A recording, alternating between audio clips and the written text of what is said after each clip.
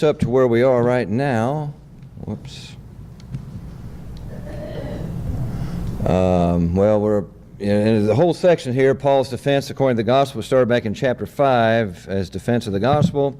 And of course, you remember in here, he is being attacked, or he is being attempted to be undermined by what we call Judaizing teachers who are trying to bind parts of the law. And we've talked a lot about that. If you take anything, and add it to God's Word, you've taken away from God's Word, because it's perfect just as it is. And we're actually in chapter 6 and verse 9. And chapter 6 began by talking about helping those who struggle, verses 1 through 5.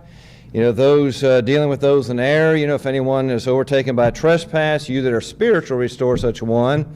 And then dealing with the burdens of life. And then in verse 6 and following, in fact, let's look at that. Let's just read beginning verse 5 or verse 6. He says, let him who is taught the word share in all good things with him who teaches.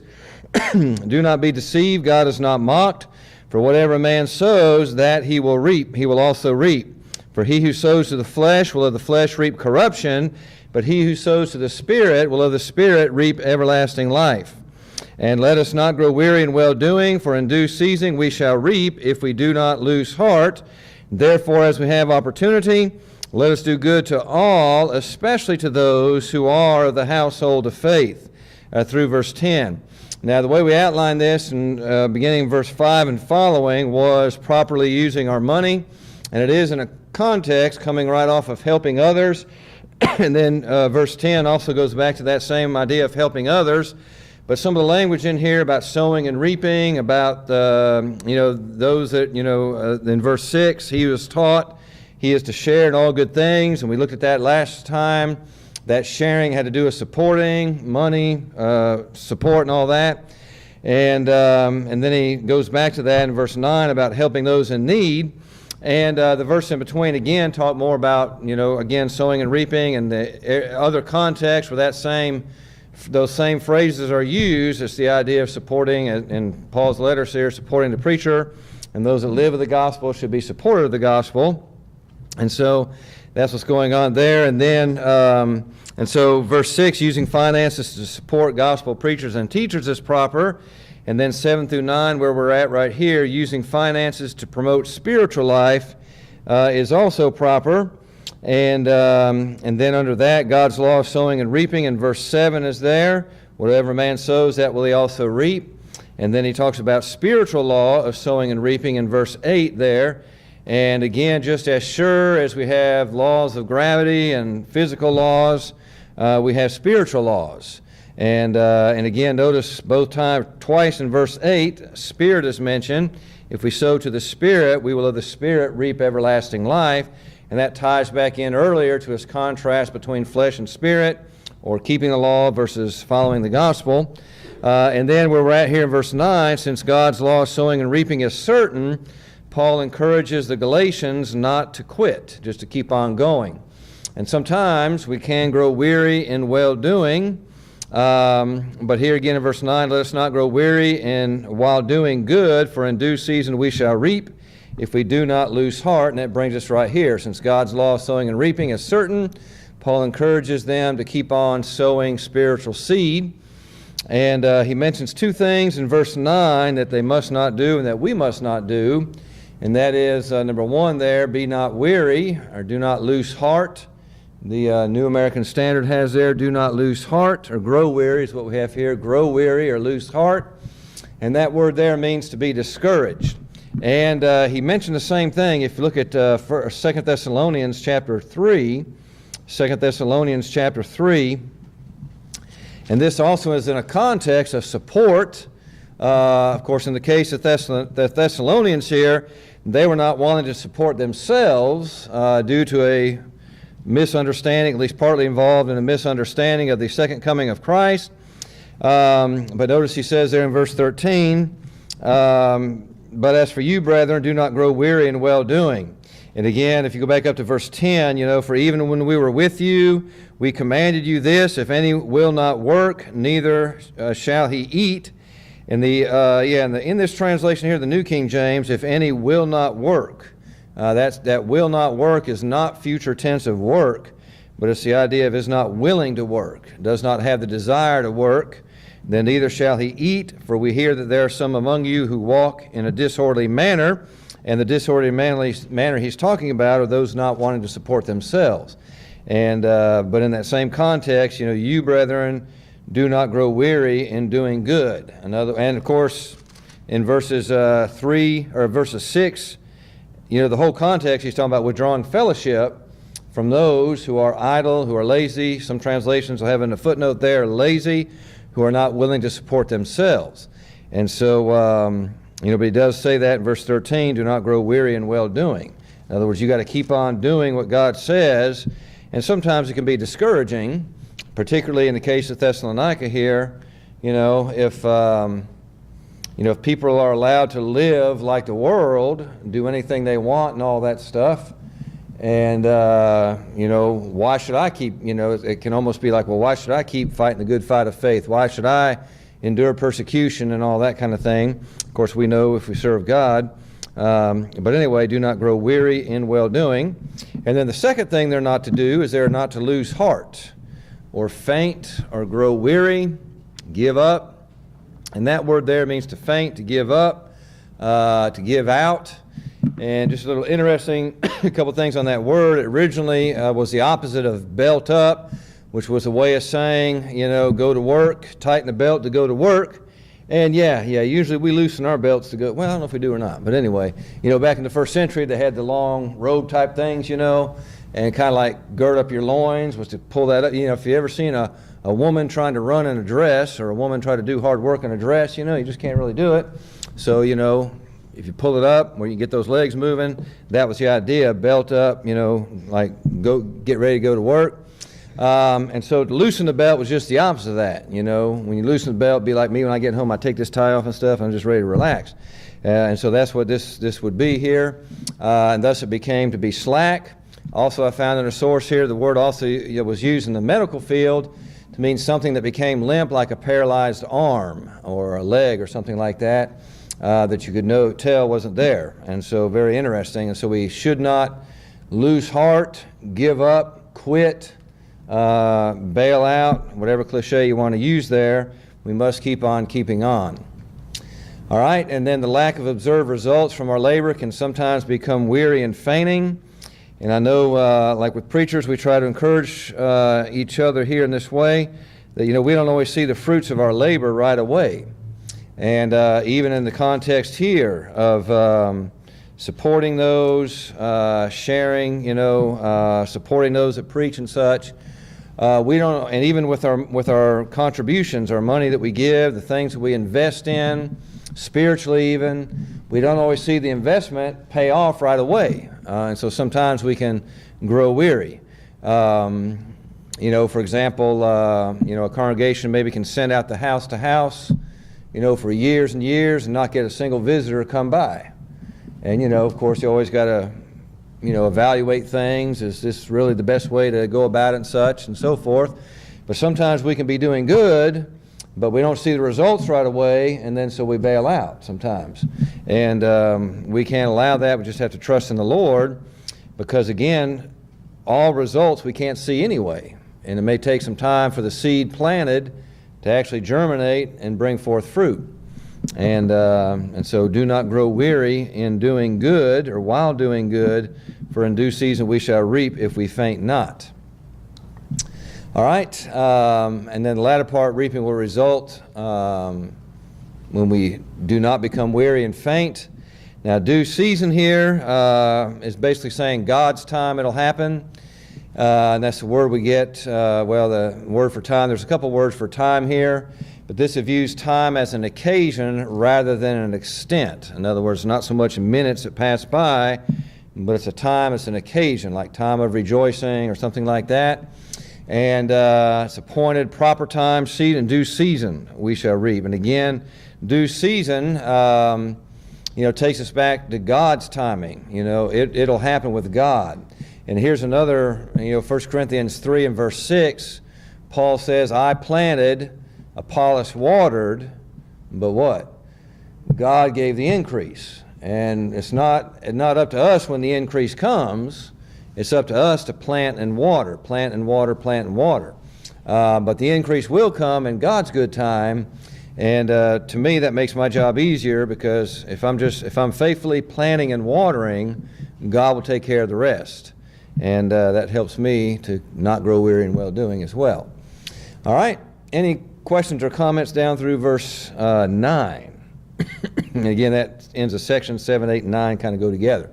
All right, notice this next one, using finances to help those in need, is proper. All right, notice he says, therefore, as we have opportunity, let us do good to all, especially to those who are of the household of faith. All right, and so now is the time, if we have the opportunity that God presently gives, to take advantage of the opportunity. All right, now there's two aspects of opportunity, and by the way, the word opportunity right there is from the same Greek word as translated time or due season up there in verse 9. And so as we have time, as we have season, we might say, let us do good to all men.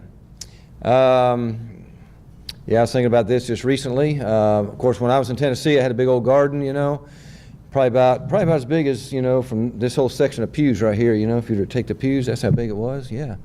Of course, I only got about probably a quarter of it, because the bugs got some, the animals got some, the weather got some. And when you're a preacher and you go on campaigns or VBS in the middle of summer, that's the worst time to leave a garden, because, man, the weeds are growing all over the place. But anyway, when it's time for the corn, for example, when the corn came in. You had to take care of it right there. Within the next, week or whatever, you had to take care of it. That means if you had to can it, whatever you had to do to it, you had to all be in. That was the opportunity. And if you didn't do it then, that's it. You're not getting it. And so that's the way it is with opportunities to do good. They come up, but right now is the time to do it. And now, of course, sometimes, if you wait to go think about it or whatever, then it's gone.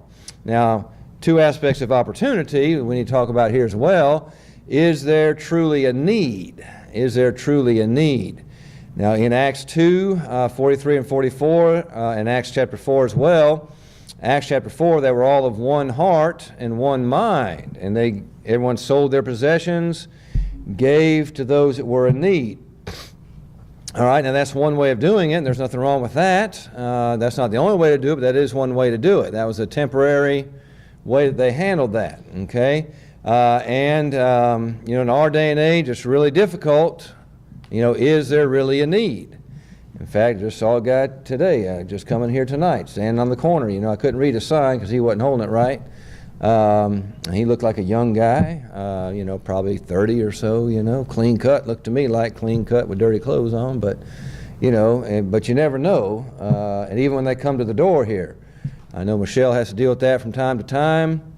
Paul Thornhill was classic handling that kind of stuff.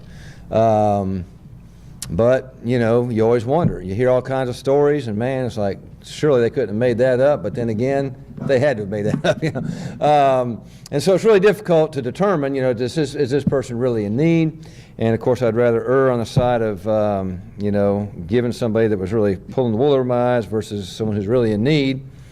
We had a speaker, Brad Price, on our lectureship about 4 or 5 years ago. He actually talked the guy into opening up his wallet to see if he had any money in there. I did that one time just because, and sure enough, the person didn't have any money, so I bought him a sandwich or something at a local store. But anyway, is there a need? All right. The second part of opportunity is there an ability for us to meet that need? Or to what extent can we meet that need? I know from time to time, somebody will have a medical emergency or something. Maybe you don't have insurance, or maybe a death will occur and there's no life insurance there. And so they'll ask for donations and all that kind of stuff to help the family out and all that. And if someone had, $200,000 surgery, well, we may be able to contribute some to that, but we can't handle all that. And so, there may not be ability that we can meet that need. I was thinking, baby Moses and the bulrushes let down. He needs a nursemaid. Well, John, some of us just couldn't handle that, okay? We cannot help that need right there. Now, we may be able to point to somebody that can, but there's not always the opportunity or the ability for us to meet that need. But those two things there are needed, are part of opportunity, and when we have opportunity. All right, now when we do have opportunity, it says do good. All right, now do good is a pretty broad statement. In the context here, it definitely would include, benevolence. It would include financial help if the opportunity or the need was there. It would include that because, again, this particular context goes back up to verse 6. Let him who is taught in the word share in all good things with him who teaches, etc. And so it definitely includes that. All right? Good is be done to all people when the opportunity arises. Notice, do good unto all. In the Old King James, I believe it says do good unto all men, but the word men there is in italics, which means it was added, and it is just the word all. You could just as well say do good to all people as you could to add in there men. All right? Now notice it says especially to those who are of the household of faith. Notice the word is especially, not exclusively. Okay? Church members are priority, but especially does not mean exclusively. Now I have some passages up there. The Luke 10 is the Good Samaritan. And remember, who is our neighbor? Anyone who's in need, really. And remember there, the Levite and the priest both saw and went by on the other side, but neither one of them helped him, but the Samaritan helped him. And he was held up as, that's the example to follow. In Acts 20, verse 35, it's more blessed to give than what? To receive. More blessed to give than to receive. And then we've already mentioned these two passages in Acts where they sold everything they had and gave to those who were in need. Okay? And the word especially, well, actually, notice here, all men or all people. Yeah, look, the New American Standard actually has all people. The ESV has every one, and that's from the word there, pas, which in one form of it is pan, which is the same thing we get like Pan-American or pandemic, something like that. It's all and every. And then the plural means all. And Paul uses that word quite a bit in Galatians. We won't look at all those passages there. The word especially means especially, above all, most of all.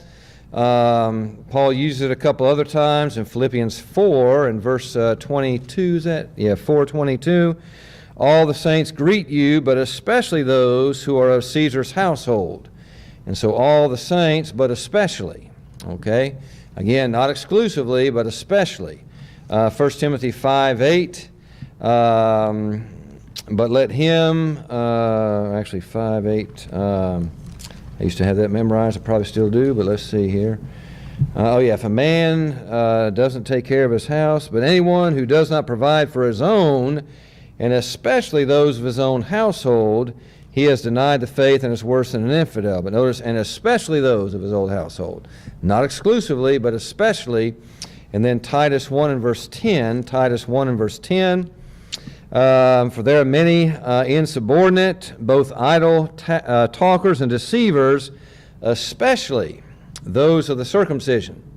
All right, not exclusively those of the circumcision, but especially those of the circumcision, and especially are the ones that Paul's having to deal with, and that also is a reference to Judaizing teachers as well.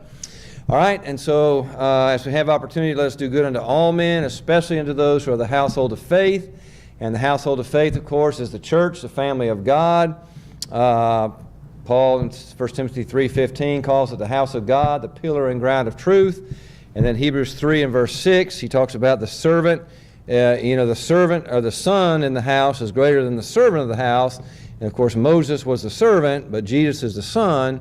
And so the son is greater, and that's the Hebrew writer's point. All right, now, we'll spend some little bit of time here.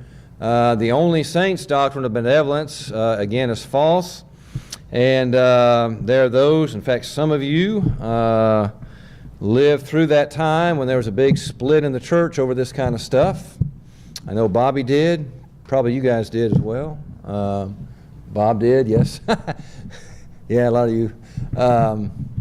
Yeah, well, I wasn't baptized till I was 18, but still, I don't know if I'd have been. I'm too young to live firsthand, probably, at least to know anything about it. That's about the only thing I'm too young for, but anyway.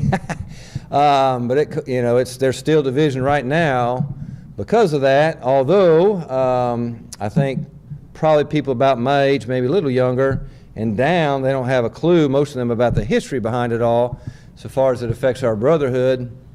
But what they'll do to the passages like this is they'll make a big distinction between individual action versus collective action. And they'll say that this applies only to the individual, that it's okay for the individual to do good unto all men, especially those of the household of the church, but the church can only give to those who are saints. And that's why only saints. Well, we usually call it saints only, but I've actually, I've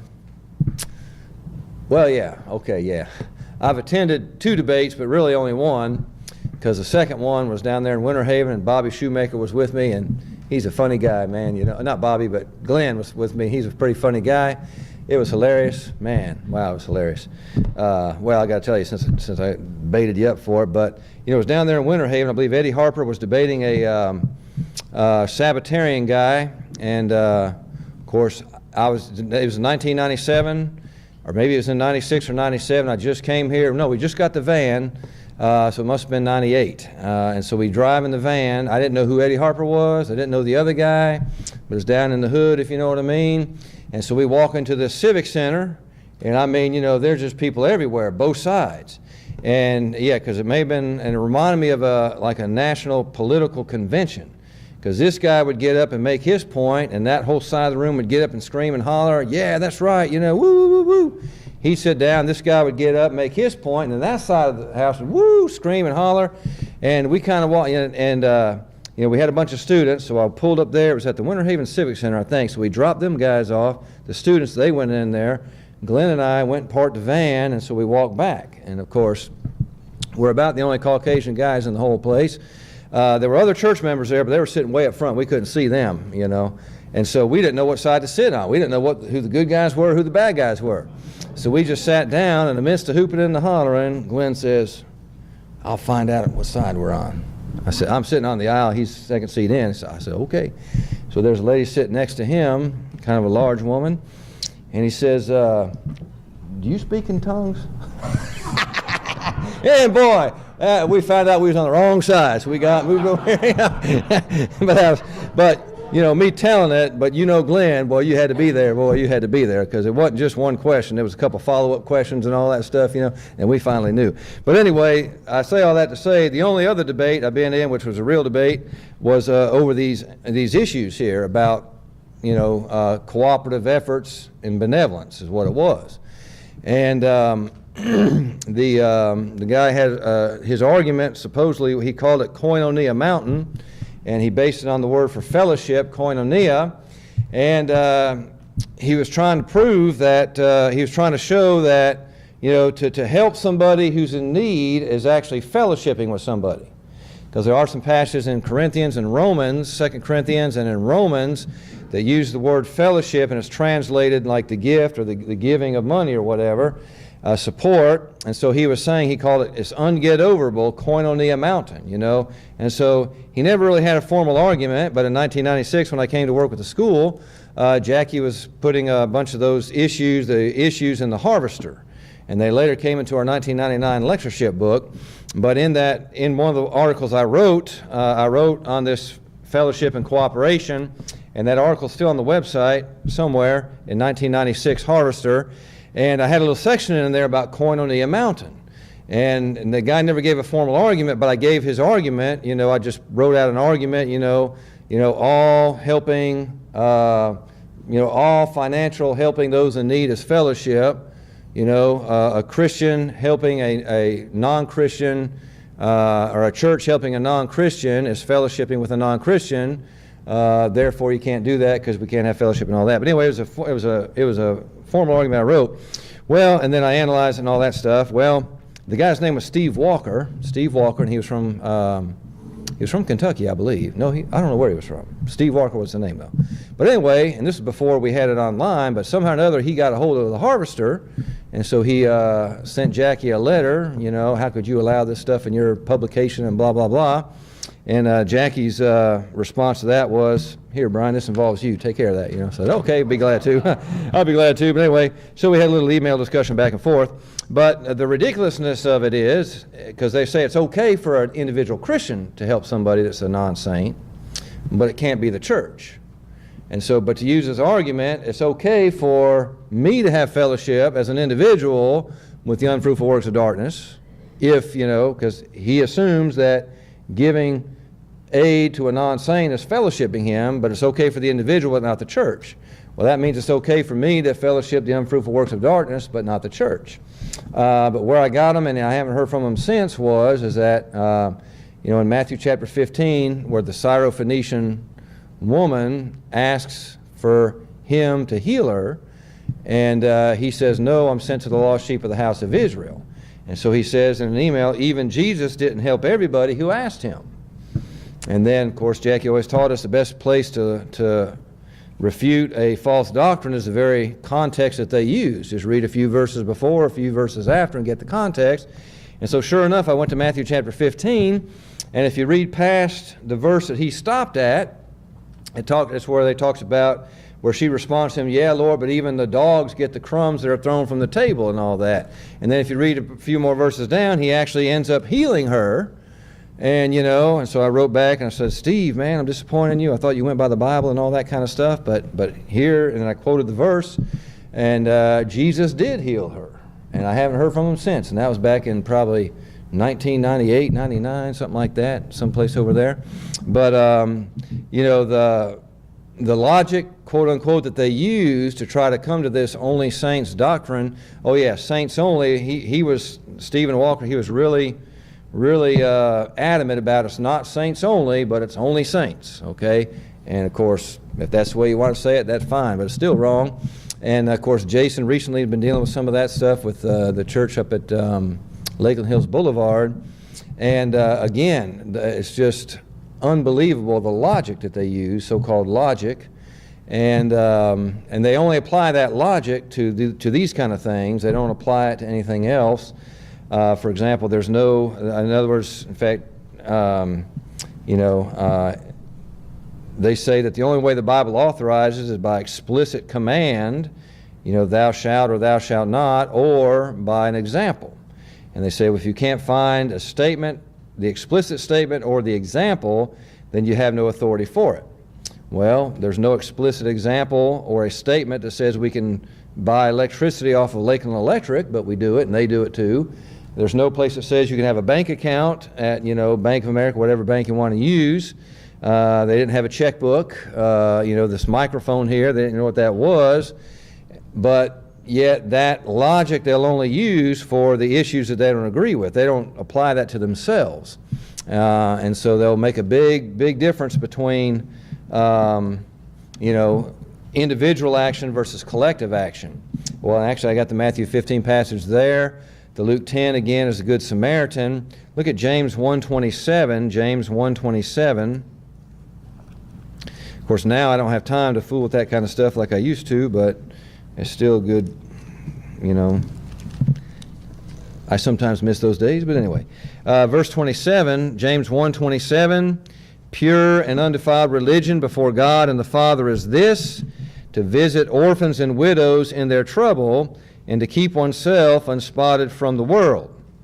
And visit orphans and widows. And so again, that will say that it's okay for the individual to do that, but the church cannot do that collectively. And again, their so-called logic, quote unquote, just doesn't make any sense at all.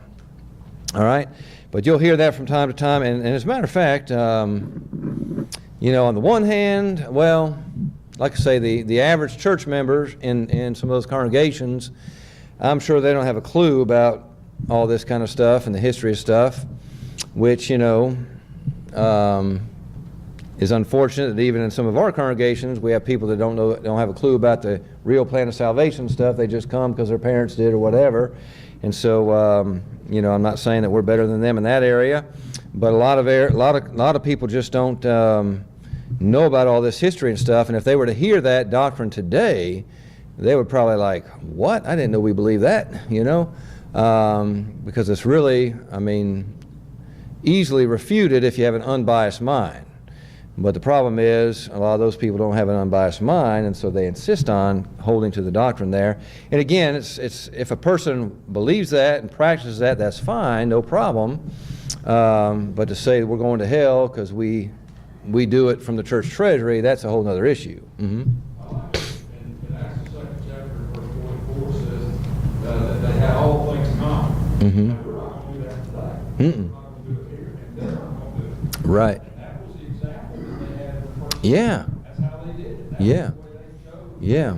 Right. And that's definitely not going to happen today. Right, and that's the thing. If they really believe that the only thing you have authority for is if you have a direct statement or an example, then they would have to do it that way. I mean, they would have to have all things in common. They would have to pool all their resources together, sell what they have, pool it all together, and go from there. But they don't, and like I say, they don't apply their own principles to themselves. Which actually, Galatians 6 has a verse or two on that coming up that we'll get to. All right, but that's just kind of a quick summary of all that. But Galatians 6:10 does authorize us, and of course, and just to point out how ridiculous it is, I remember, anyway, I've had a couple of email discussions with them on various things, but in other words, if we had a room of 10 people right here, say there was a congregation of 10 people, and each individual gave to the school of preaching a $10 bill. They say that would be scriptural. But if each of those 10 gave a $10 bill in the collection plate, and then the church wrote a check for $100, then that would be unscriptural. Okay? And because you see, that's church action versus individual action. Mm-hmm.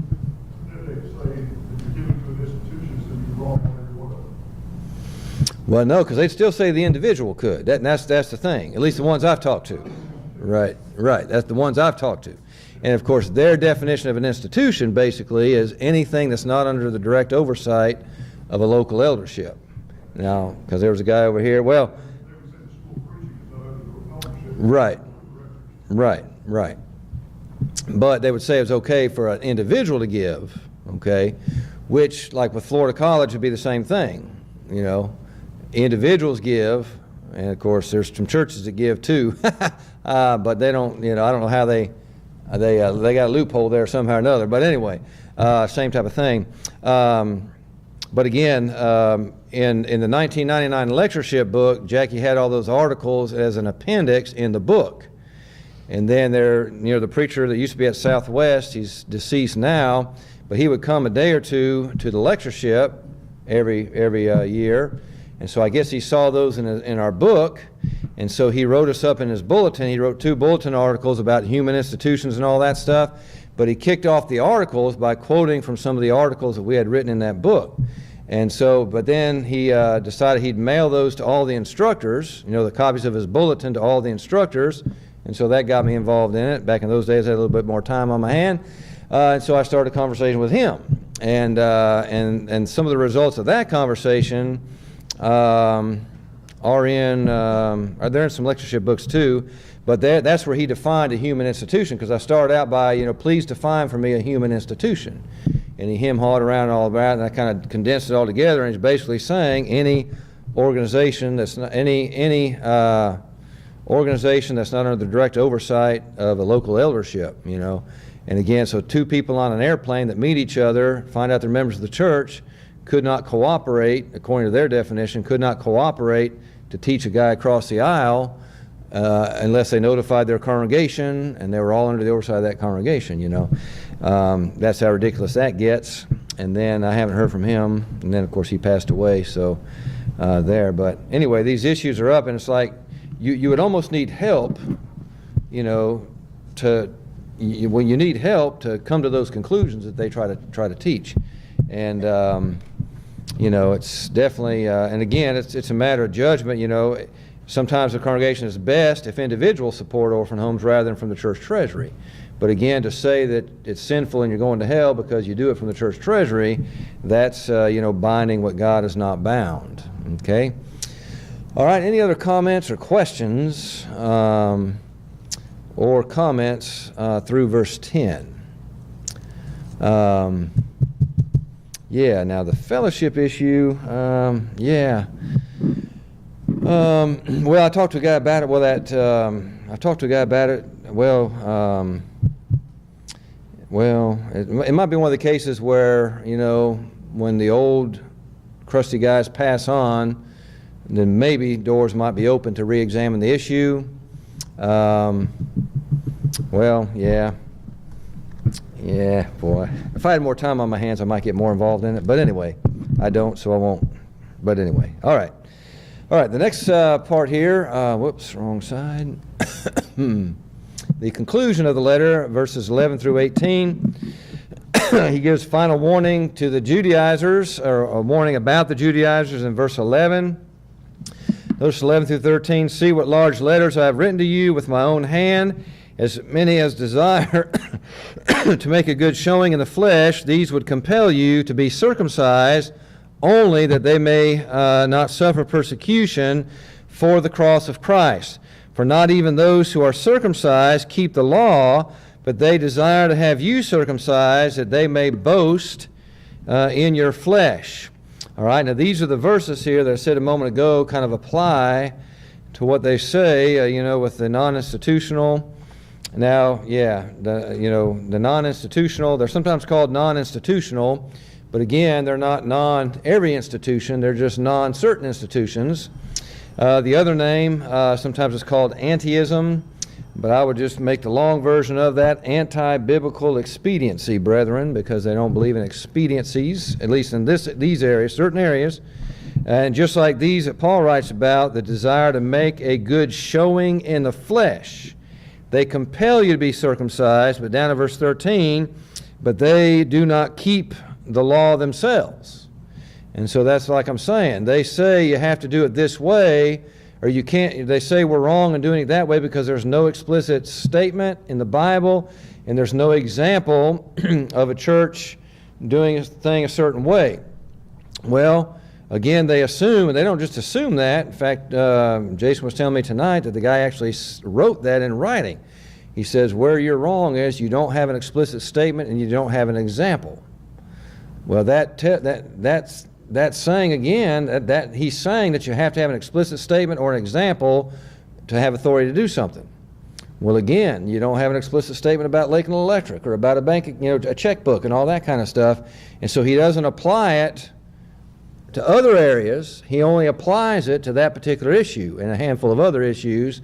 But that's being hypocritical. If you say that's the only way you can have Bible authority, then where's your explicit statement? Where's your example for all the other things you do? Mowing the grass, paving a parking lot, if they even have a paved parking lot, all those other things. And so that's a big assumption.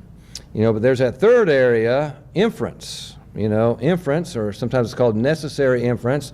That's a third area that they completely ignore when it comes to these certain issues. But they apply it in all the other issues, baptistries, psalm books, things of that nature. And so that's where they fall into this same category. They don't even keep the same thing that they're trying to bind on us, at least the way we reach Bible authority, all right? But now again, I would still say that the average member of those congregations don't have a clue about all their ways they try to bind things. Because, if you went into a congregation, I remember when we had, in 1999, we had our 50th anniversary here, so I actually went to Edgewood on that Sunday night. And you would never tell, because the young guy preached a lesson on Christian evidences, tremendously good lesson on that. He was a young guy filling in for the regular preacher. Now I would know, once they saw me in there, they all came up and gave me a visitor's packet, and even the tracks in there you'd never know, except for there's one track, and I only knew about it because I knew about that track. It was called Bible. I think it was called Bible Authority by Roy Cogdill. But I knew that track already. But if you didn't know that name, didn't know that track, you'd never know. And a lot of that track is true. He has a little section in there about these issues there where he goes off, but you never know. I've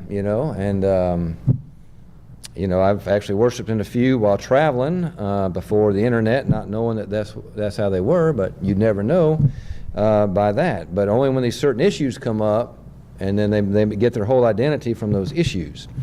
All right, but anyway, his final warning about Judaizers here, Paul writes with his own hand.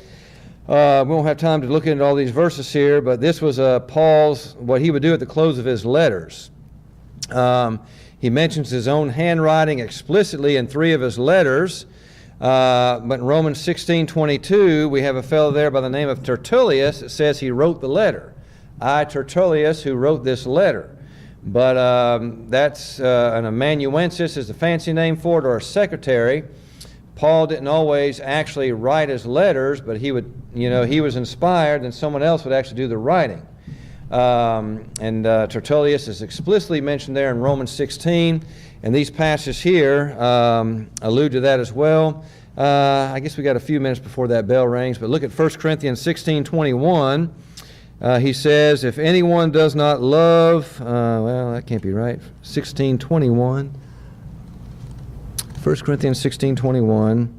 The salutation with my own hand, Paul's, it says. The salutation with my own hand, Paul's, which indicates he took the pen right there. From here on down, he wrote the rest of that letter. In Colossians 4:18, he writes, Colossians 4:18, say if somebody gets there before me, read it, but you don't have a microphone, so I'll read it. 4:16 says, now when this epistle is read among you, see that it is read also in the churches of Laodicea, and likewise read there, that can't be right, 4:18. Oh yeah, this salutation by my own hand, Paul. So the last verse there, he writes with his own hand, and then as I'm packing up, 2 Thessalonians 3:17, the salutation of Paul with my own hand, which is a sign in every epistle, so I write. And so there he says his own handwriting at the end of the epistle is the sign or token, the King James says, in every epistle that he writes. And so we'll pick up at that next time, and then we'll finish out the book next week. Is next week singing? No, we got one more week. So we'll finish up, then we'll have singing, and then we'll, actually that'll be June, and so I believe we have a new teacher starting in June, so that'll be perfect. So I'll finish out next week, singing, and then